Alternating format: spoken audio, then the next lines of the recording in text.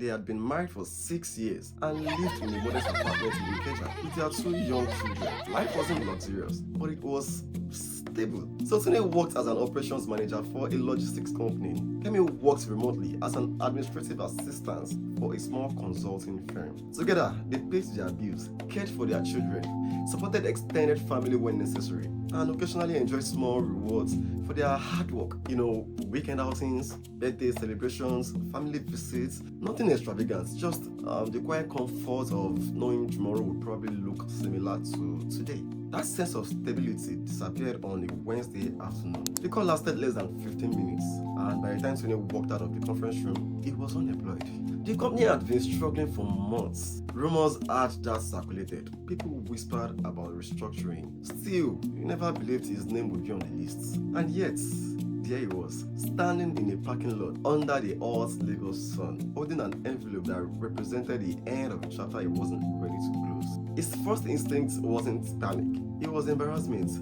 He sat in his car for nearly an hour before driving home. Several times he picked up his phone to call Kemi, and several times he put it down again. And by the time he eventually told her everything that evening, he had already spent hours rehearsing the conversation in his head. But to his surprise, Kemi handled the news calmly. She listened, asked questions, held his hand, reminded him that one step back didn't define him.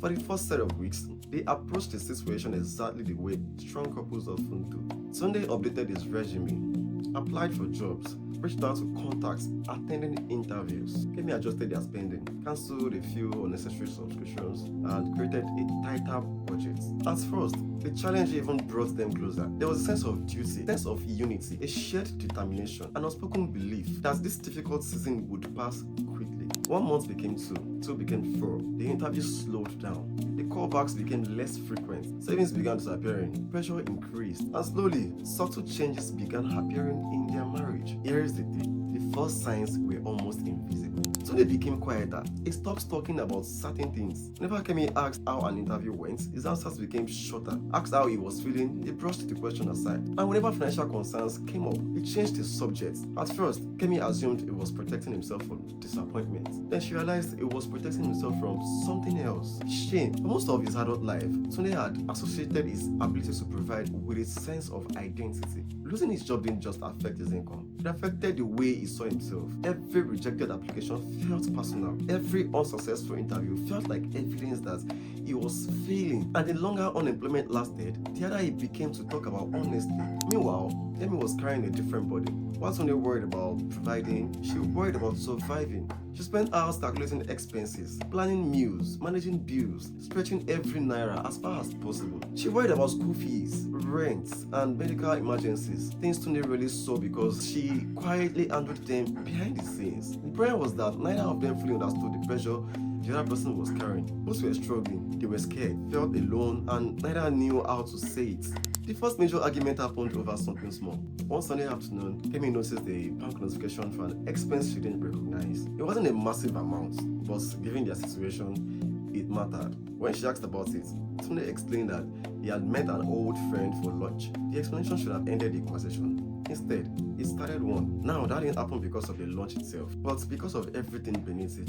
Kemi wondered why he hadn't mentioned it. Tunde wondered why he needed permission. Kemi felt excluded. Tunde felt criticized. And within minutes, a simple discussion became an argument. They weren't discussing lunch, they were discussing fear. The tension lingered long after the argument ended. And from that point forward, money became a sensitive subject. Whenever finances came up, frustration followed. Whenever spending decisions were discussed, defensiveness appeared.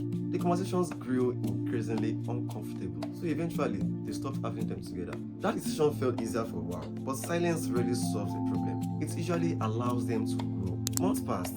The financial pressure intensified, the emotional distance increased, and slowly, the partnership that once defined their marriage began disappearing. One evening, after putting the children to bed, Kemi sat alone at the dining table, reviewing expenses. The apartment was quiet. As she studied the numbers, tears filled her eyes, but not because of the bills, because she felt alone. For months, she has been carrying anxiety she didn't know how to express. She missed talking to her husband. Their future now felt uncertain. Across the room, Tunde noticed her wiping her eyes. For a moment, he considered walking over, asking what was wrong, starting a conversation. Instead, he looked away. He felt powerless, and when people feel powerless, they often withdraw from the very people who knew them the most. That night, both of them went to bed feeling misunderstood, without realizing the other felt exactly the same way. The turning point came several weeks later. On a Sunday afternoon, after returning from church, they found themselves sitting in silence while the children napped. The television was off, for reasons neither fully understood. The silence finally became impossible to ignore. Temi spoke first. She admitted she was tired of pretending everything was okay, carrying worries alone, feeling disconnected from the person she trusted the most. Her voice trembled as she spoke. She was hurting. The vulnerability caught Sunday off guard. He had assumed she was frustrated with him, disappointed in him, perhaps even resentful. Instead, he saw the same fear he had been carrying himself. Sunday admitted how ashamed he felt, how every rejection affected him, how embarrassed he was to need help, how difficult it was to watch his wife carry responsibilities he believed should have been his. As the conversation continued, something became clear. They had been fighting their circumstances, yet somehow they had turned each other into the enemy. That realization changed everything. The bills didn't disappear, the job markets didn't suddenly improve, the challenges remained, but the way they faced those challenges began changing. Instead of hiding fears, they shared them. Instead of making assumptions, they asked questions. Instead of carrying burdens alone, they carried them together. A few months later, Sunday secured a new position. The salary wasn't as high as his previous role, but it was a beginning. More importantly, by the time the opportunity arrived, something even more valuable had already been restored: their partnership. Looking back years later, the marriage was never truly threatened by money. Although money created pressure, but pressure simply revealed weaknesses that already existed. The real danger was the silence, the assumptions, the fear, the conversations they avoided because they were uncomfortable, and perhaps that was the greatest lesson of all. Because financial problems eventually come and go, but if communication disappears during the storm, the damage can outlast the hardship itself. So this is the reflection segment. Left to me, one thing that stood out is how often people misunderstand the role money plays in relationships. Money creates fear, there is no denying that. But what makes this situation interesting is that the deeper issue wasn't financial management, it was emotional communication. Now, Tunde wasn't simply worried about employment, he was struggling with identity, pride, and shame. Kemi wasn't simply worried about expenses, she was struggling with fear, uncertainty, and emotional isolation. I think many people can relate to this. When life becomes difficult, we often focus on solving practical problems while ignoring emotional ones. Yet, relationship needs both. Practical solutions matter, but emotional connection matters too. Here are some Dream Diary lessons for you guys. Money problems can strain a relationship, but many a times, they simply review communication problems that were already there. A relationship becomes stronger when people feel safe enough to share not only their plans but also their fears. Never assume your partner knows what you are carrying internally. Speak, listen, and ask questions. Stay connected during difficult seasons because financial pressures may test a marriage, but silence can quietly weaken it from within. So that's today's Dream Diary lessons. So here are some community questions for you guys. 1. Do you think financial stress reveals existing relationship problems or creates entirely new ones? 2. Have you ever struggled to talk openly about money in a relationship or marriage? And 3. What practical habits help couples stay connected during financial difficult seasons? So, on this note, thank you for spending this time with me today.